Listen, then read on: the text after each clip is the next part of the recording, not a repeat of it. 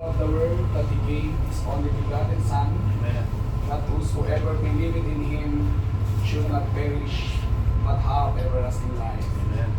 The Bible says in Romans chapter 5, verse 8, but God commended His love toward us, in that while we were yet sinners, Christ died for us. The Bible says, this is a faithful saying and worthy of all acceptation, that Christ Jesus came into the world to save sinners. My friend, ito po ang mensahe ko sa inyo ngayong hapon. Ang Panginoong Diyos ay isinugo ang kanyang kaisa-isang anak upang ikaw, kaibigan, at ako ay iligtas sa kasalanan. Tayo pong lahat ay makasalanan po sa harapan ko ng Diyos. Mayaman ka man o mahirap, maramihan ang iyong buhay, ikaw man, kaibigan, ay nakapag-aral o nakakamit ng mga bagay dito sa mundo, and yet, my friend, hindi mo may pagkakaila sa harapan ng Diyos na ikaw at ako, kaibigan, ay makasalanan sa harapan niya. At ang sabi po ng Biblia, for all have sinned and come short of the glory of God.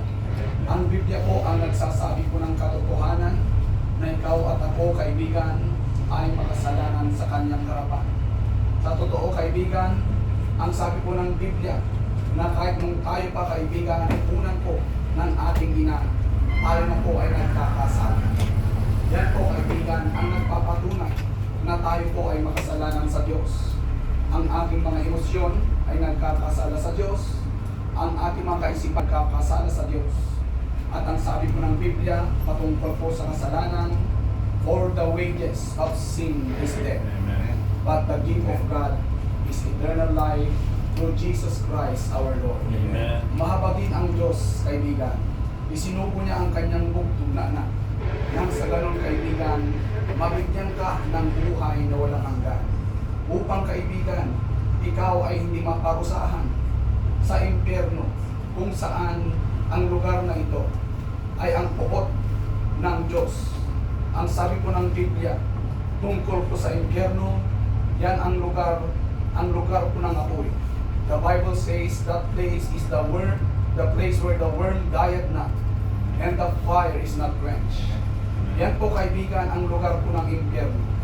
Ang impyerno po, kaibigan, hindi po hinanda ng Diyos para sa iyo. Sa totoo, kaibigan, ang sabi po ng Biblia, hell is prepared for the devil and his angels. Yan po, kaibigan, ang napaghandaan ng impyerno po na lugar.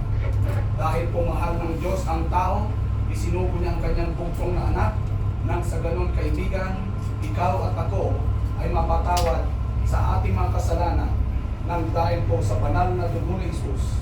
The Bible says, the blood of Jesus Christ cleanseth us from all sins. Yan po, kaibigan, ang banal na dugo ng Panginoong Jesucristo, ang siya pong kayang magpawi, maghugas ng ating mga kasalanan.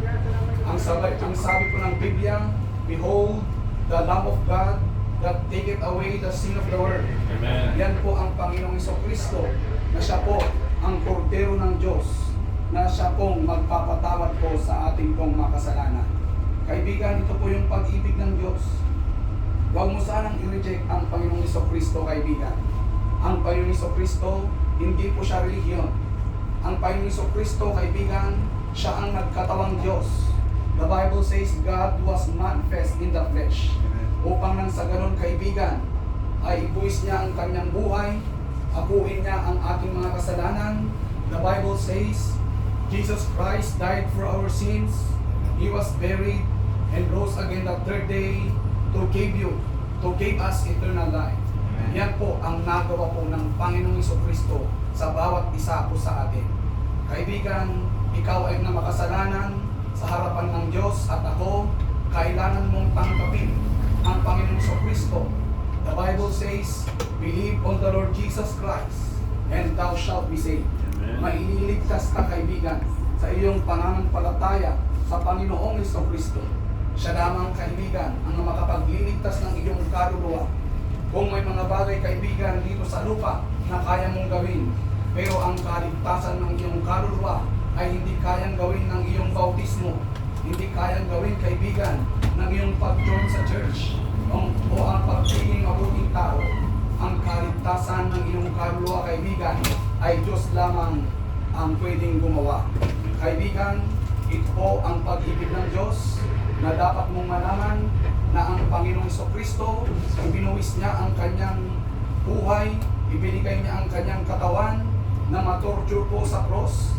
Ibinigay niya, kaibigan, ang kanyang mga kamay upang mapako sa cross.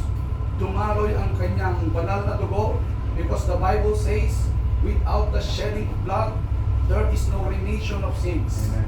My friend, ito po ay hindi po nagawa ng relihiyon. Ito po ay nagawa po ng mahabaging Diyos, sapagkat po ayaw kanyang mapunta sa impyerno at ayaw kanyang mapunta sa kapamahamakan. Kaibigan, kayo po ay manalangin at sabihin, Panginoong Jesucristo, ako ay isang makasalanan, naniniwala po ako sa iyo, Panginoong Jesucristo, na ikaw lamang ang makapagliligtas sa akin sa kapahamakan ng kasalanan.